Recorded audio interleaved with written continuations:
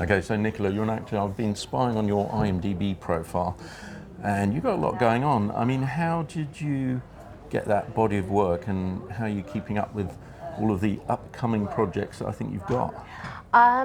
Well, I guess the body of work is because I started so young. So it's many years that's accumulated. So I left drama school when I was 18 and went into weekly rep, but then also back then telly was the only medium really. There was film, but it was only shot on film. So it was mega expensive. So I did do a few studio films, but mainly I was working in television. Yeah. And then I think if you've got that body of work in television, then it's much easier to stay in it. So for new actors coming in and working in indie, if they haven't got a foot in telly, it's really quite hard to crack it. Yeah. But I was in it in a time when that was all we had. Yeah, that's right.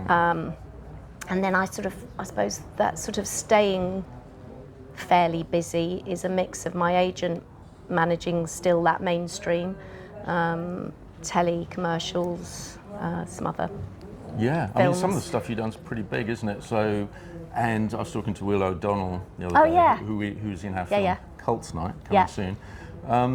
So we were talking to him about how do you kind of decide what level of things to do? Like, so there's like zero budget, deferred payments, mid-budget, and then Hollywood blockbusters and all in between. How do you decide where you want to go in that sense? Because some people are picky, aren't they? They are, and I think, to be fair, because I'm of an age where I'm not, or my agent isn't managing a career to head me, you know, if you're young and you haven't done much and you're with a big agent, they're not going to want you to do indie because they're tailoring you to potentially do the big ones. And then if you don't get one of those big ones within the first year or so, you're dumped and the next lot come in. So, but for my age, nobody's doing that anymore. It's just a job. Yeah. So I'm very much, I don't think anybody's not going to employ me because I've done that job. Or yeah, it's weird. Yeah, I think I'm more. You're open And able to be open because of the age I am. I think well, you know, I mean, when you're sort of coming up into the business, you kind of should be open-minded about it because opportunities come from sometimes the smaller stuff. They do. Often. They do. Even for the big A-listers, if you go right back through their profile and look at the first few things they've done, often they're like really small things, aren't they? Yeah, but I think again it's who you're with. Yeah. So if you're with a big agent, they just are much more controlling. Yeah. Whereas if you're with the mid-range, they're going to be more open and understand, and you know, will do that. Yeah. But as I said, it's only a window, probably of about a year, where they'll try and shape you to be on that red carpet. Oh, really? That's and then if you don't crack it. That's interesting. Yeah. That is interesting. A bit alarming, really, isn't it? That they don't have a long-term approach to even very talented actors. It's all about the money. Yeah.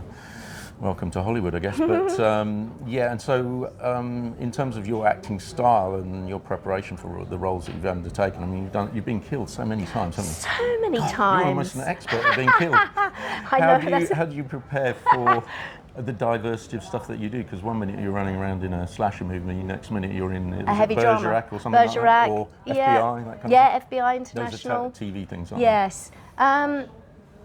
I'd love to say that I spent months prepping, but I kind of don't. Do it the night before? My rule is, you've got one job, is learn your bloody lines. I can't bear it when people haven't come fully prepped, knowing what they are doing that day. So I'm certainly prepped in that situation. And there are roles, if it's an accent, or if it's very different to you, you'll do a bit of research if you've got that time. But very often on indie, you get cast last minute. Yeah. And it's like, so you just have to, that's part of being an actor. Yeah, I've heard actually with some indies that, like I'm not big on rehearsals, but I do run-throughs, you know, just to make sure we're okay before we go. And I expect the actors to be prepared. But I've heard on some indies there's no rehearsals, no run-throughs, and also no direction.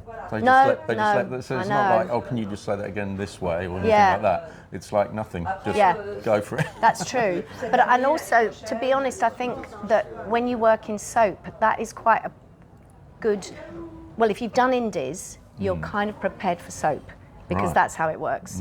You know, they're doing quite a few minutes in a day.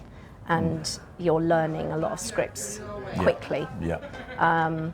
And everybody just stands around. The rehearsal is literally stand around, just speak the scene. It's tough work. And then you're just straight on. Yeah, and I've heard soaps, everyone wants to be in soaps in the UK, but I've heard it's really hard work. It is hard work. And it's like relentless on and on. It is. And, you know, they're very well recognised. And yes, they are paid well, but not as, it's a funny one. Yeah. You don't want to put yourself out of a job. No, they are paid well, the regulars. Yeah. But they are so much in everybody's face that the amount of attention they get, and I'm only saying this because I have got a couple of friends who are quite high profile in soap, so I know what it's like and how it can affect your private life, that I think in a way that film doesn't. You know, you can have a film star walk down the road and nobody bothers them. I've always liked the format of film in that it's a one-off, and you dip into it, you try new things, might work, might not, you try different shots or different actors, and then you go on to the next one completely different. But so I'm not big on television or sort of series myself, but I can understand how difficult it is to keep the energy as well. You know, through. But I hope this is recording. We'll find out in a minute, because this is really good, isn't it? What was I going to say? Yeah. So in terms of feature films, what are you looking? Feature films is my thing. What are you looking ahead to sort of in that sphere? Anything in particular coming up? I've got one that, I mean, it's always dependent on the money, isn't it? One that was supposedly shooting this year or this summer actually, and I think they haven't quite got the budget. So it happens. Who knows? So no, I haven't. I did have 3 projects all lined up for May, June, July, and all of them have been postponed. So it's a common thing, isn't it? I mean, I think that's another reason why. I mean, we meet a lot of actors who sort of miss opportunities, and so when they do come up, you kind of got to grab them, haven't you? Because your dream job or whatever it is, you think, oh, I got it, and then last minute, as we know, feature film funding can die at the last minute. So when something comes up, you know, you're gonna have to shift your holidays around, or or your pet parrot's vet appointment, or your dentist. Move it, do it, and then come out the other end. As long as it's not going to affect your life, personally, then you should do it. But it's about taking opportunities. Definitely, you just have to grab it when it's there.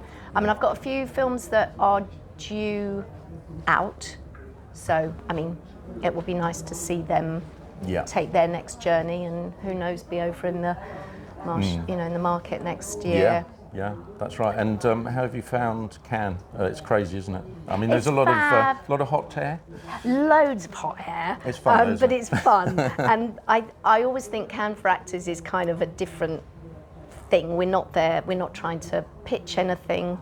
And there's no point trying to pitch yourself because nobody really is at that point. No. So it's just a question of coming, enjoying it, reconnecting with people perhaps you already know or work with, and for me, seeing films. Brilliant. So I've managed 4.